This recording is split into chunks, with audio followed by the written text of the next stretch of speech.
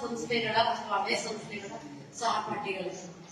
ಇಂದು ನಾನು 2ನೇ ಹಂತದಲ್ಲಿ ತರಬೇತಿ ಪಡೆದಂತ ಅನುಭವವನ್ನ ನಿಮ್ಮ ಮುಂದೆ ಹಂಚಿಕೊಳ್ಳಕ್ಕೆ ಅಂತೇಳಿ ನನ್ನ ನಿಲ್ಲಿಸಿದ್ದಾರೆ. ನಾವು ತರಬೇತಿ ತಗೊಳ್ಳೋದಿಕ್ ಮತ್ತೆ ಇಲ್ಲಿ ನಾನು 1ನೇ ಹಂತದೊಳಗೇನೆ ನಿಲ್ಬೇಕಾಗಿತ್ತು. ಕಾರಣ ಇಷ್ಟೇ, ನನಗೆ ಇದು ಅವಕಾಶ 1ನೇ ಹಂತದಲ್ಲಿ ಬಂದಾಗ ನಾನ್ ಮಾಡಿದ್ದು ತಾಸ್ತಾರ, ಇದರಿಂದ ನನಗೆ ಏನ್ ಸಿಗುತ್ತೆ, ನನಗೆ ಎಲ್ಲ ಗೊತ್ತು ಅನ್ನೋ ಅಹಮಿಂದ 1ನೇ ಬ್ಯಾಚಿನ ನಾನು ಮಿಸ್ ಮಾಡ್ಕೊಂಡಂತ. ಸೊ 2ನೇ ಬ್ಯಾಚ್ಗೂ ಕೂಡ ನಾನು ಬಲವಂತವಾಗಿ 1ನೇ ಬ್ಯಾಚ್ ರಿಸಲ್ಟ್ ನೋಡಿ ನಾನು ಸೇರ್ಕೊಂಡಂಥದ್ದು.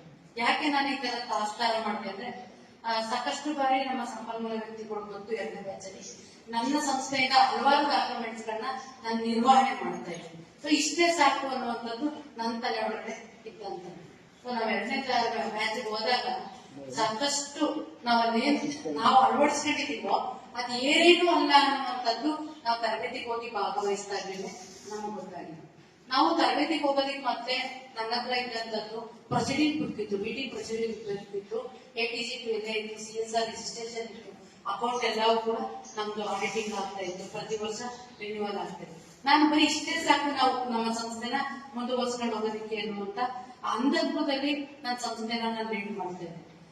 ತರಬೇತಿಗೆ ಹೋದಾಗ ನಮ್ಗೆ ಅಲ್ಲಿ ಬಂದು ನಮ್ಗೆ ಏನು ಆಡಳಿತ ಮಂಡಳಿ ಹೇಗಿರ್ಬೇಕು, ಆಡಳಿತ ಮಂಡಳಿಗಳ ಸಭೆಗಳು ಹೇಗಾಗಬೇಕು, ಮತ್ತೆ ಗವರ್ನೆನ್ಸ್ ಅಂದ್ರೆ ಯಾವ ರೀತಿ ಇರ್ಬೇಕು, ಆಯ್ಕೆ ಪ್ರಕ್ರಿಯೆ ಹೇಗಿರ್ಬೇಕು, ಮತ್ತೆ ಸಭೆಗಳು ಯಾವಾಗ ನಡಿಬೇಕು, ವರ್ಷಕ್ಕೆ ಎಷ್ಟು ನಡಿಬೇಕು ಈ ಅನ್ನುವಂಥದ್ದು ನಮ್ಗೆ ತರಬೇತಿನಲ್ಲಿ ಚಟುವಟಿಕೆ ಮೂಲಕ ನಮ್ಗೆ ಅಂದ್ರೆ ಪ್ರಾತ್ಯಕ್ಷಿಕತೆ ಅಂತ ಹೇಳಿ ಕನ್ನಡದಲ್ಲಿ ಹೇಳ್ತೀವಿ, ಆಕ್ಟಿವಿಟೀಸ್ ಮೂಲಕ ನಮ್ಗೆ ಕಲ್ಸ್ಕೊಟ್ಟಂತದ್ದು. ಇದು ತುಂಬಾ ಚೆನ್ನಾಗಿತ್ತು.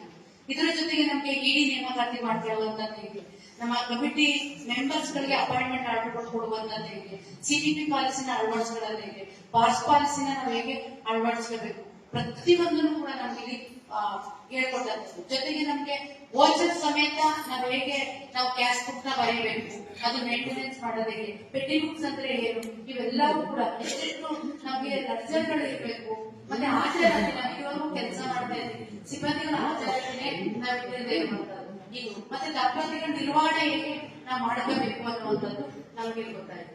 ಸೊ ಈ ತರಬೇತಿ ನಾವು ಪಡಿತಾನೆ ಏನ್ ಮಾಡಿದ್ವಿ, ಒಂದೊಂದೇ ಡಾಕ್ಯುಮೆಂಟ್ಸ್ ಗಳನ್ನ ಅಪ್ಗ್ರೇಡ್ ಮಾಡ್ತಾ ಬಂದ್ವಿ. ನಮ್ಮ ಸಂಪನ್ಮೂಲ ವ್ಯಕ್ತಿಗಳು ವಯಸ್ಸಿನ ಕಿರಿಯರ್ ಆದ್ರೂ ಕೂಡ ಅನುಭವದಲ್ಲಿ ಅಗಾಧವಾದ ಜ್ಞಾನ ಇತ್ತು. ನಮ್ಗೆ ಸಂಪನ್ಮೂಲ ವ್ಯಕ್ತಿಯಾಗಿ ಸಿಕ್ಕಂತವು ನಮ್ಮ ಲಿಜೋ ಸರ್ ಫೇವರ್ಡ್ ಇಂದ, ಮತ್ತೆ ಧ್ವನಿ ಸಂಸ್ಥೆಯಿಂದ ನಮ್ಮ ಸಿದ್ದಿಕ್ ಸರ್ ನಮ್ಗೆ ಸಿಕ್ತಂಥದ್ದು. ಎಷ್ಟು ನಾವು 10 ಸತಿ ಕೇಳಿದ್ರು, ಫೋನ್ ಮಾಡಿ ಕೇಳಿ, ತರಬೇತಿಗಳಲ್ಲಿ ಕೇಳಿ, ಪದೇ ಪದೇ ನಮ್ಗೆ ಪಾಲಿಶಿಂಗ್ ಕೊಡ್ತಾ ಇದ್ರು. ನಾವ್ ಎಷ್ಟು ಸತಿ ಕೇಳಿದ್ರೆ ಯಾವುದೇ ಬೇಜಾರಿದೆ, ನಾವು ಕಲಿಬೇಕು ಅನ್ನೋ ದೃಷ್ಟಿಕೋನದಿಂದ ನಮ್ಗೆ ಮತ್ತೆ ಮತ್ತೆ ಒತ್ತಿ ಹೇಳ್ತಾ ಇದ್ರು.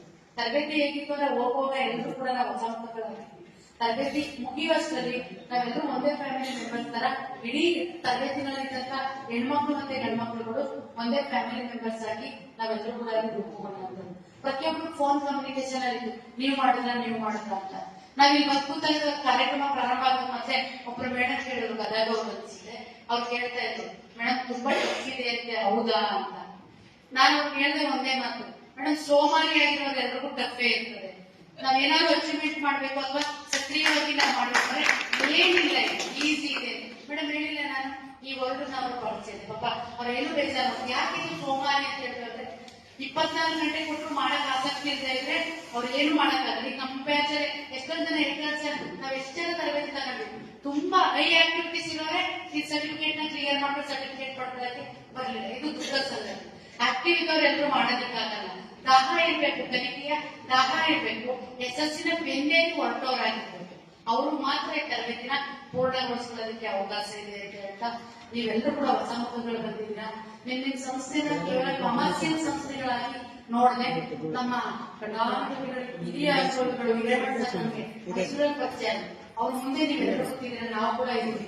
ಅವರಲ್ಲಿ ಕೇವಲ ಒಂದೇ ಒಂದು ಪಾಯಿಂಟ್ ನ ಸೇವಾ ಭಾವನೆಯಲ್ಲಿ ನಾವು ಕಲಿತು ಅಳವಡಿಸ್ಕೊಳ್ತಾ ನಮ್ಮ ಸಂಸ್ಥೆನ ಸಮಾಜಮುಖಿ ಕೆಲಸಗಳಾಗಿ ನಡೆಸ್ಕೊಳ್ತಾ ಬಂದ್ರೆ, ವೈಯಕ್ತಿಕವಾಗಿ ನಾವು ಕೂಡ ಸಮಾಜಮುಖಿ ಕೆಲಸಗಳಲ್ಲಿ ಗುರುತಿಸ್ಕೊಳ್ಳೋದಕ್ಕೆ ಸರ್ಕಾರ ಗುರುತಿಸುತ್ತೆ, ಹಲವಾರು ಸಂಘ ಸಂಸ್ಥೆಗಳು ಗುರುತಿಸುತ್ತೆ.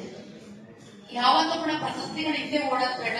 ಪ್ರಶಸ್ತಿಗಳು ನಿಮ್ಮ ಬೆನ್ನಟ್ಟಿ ಬರೋ ರೀತಿಯಲ್ಲಿ ನೀವು ಕೆಲಸ ಮಾಡ್ಕೊಳ್ತಾ, ನಿಮ್ ಕೈಯಲ್ಲಾದಂತ ಪ್ರಾಮಾಣಿಕ ಸೇವೆನ ಸಮಾಜಕ್ಕೆ ಒದಗಿಸಿಕೊಡ್ತಾ ನಿಮ್ ಸಂಸ್ಥೆಗಳನ್ನ ಉನ್ನತ ಮಟ್ಟಕ್ಕೆ ಕೊಂಡೊಯ್ಯಬೇಕು ಅಂತ ಈ ಮೂಲಕ ನಾನು ಆಶಿಸ್ತಾ ಈ ತರಬೇತಿನ ನಾನು ಯಶಸ್ವಿಯಾಗಿ ಪೂರೈಸಿಕೊಟ್ಟಂತ ನಮ್ಮ ನಿಜ ಸರ್ ಮತ್ತೆ ಸಿದ್ದಿಕ್ ಸರ್ಗೆ ನಾನು ಹೊಂದಿಸ್ತಾ ಪೇವಾಡ್ ಸಂಸ್ಥೆಯ ಎಲ್ಲ ಆಡಳಿತ ಮಂಡಳಿಗೆ ಹೊಂದಿಸ್ತಾ ನಮ್ಮ ಸಹಪಾಠಿಗಳಾದ ಎಲ್ಲ ಶಿಕ್ಷಾರ್ಥಿಗಳು ನನಗೆ ಸಾಥ್ ಕೊಟ್ಟು ತರಬೇತಿ ಕಲಿಯಲಿಕ್ಕೆ ಸಹಕಾರ ನೀಡಿದ್ದಾರೆ ಅವ್ರಿಗೂ ಕೂಡ ಹೊಂದಿಸುತ್ತಾ ಈ ಒಂದು ಕಾರ್ಯಕ್ರಮದಲ್ಲಿ ನನ್ನ ಅನಿಸಿಕೆಗಳನ್ನ ಹಂಚಿಕೊಳ್ಳಕ್ಕೆ ವೇದಿಕೆ ಅವಕಾಶ ಮಾಡಿಕೊಟ್ಟಿದ್ದೆ ಎಲ್ಲರಿಗೂ ಹೊಂದಿಸ್ತಾ ನಾನು ಮಾತನಾಡ್ತೀನಿ. ಜೈ ಹಿಂದ್, ಜೈ ಕರ್ನಾಟಕ.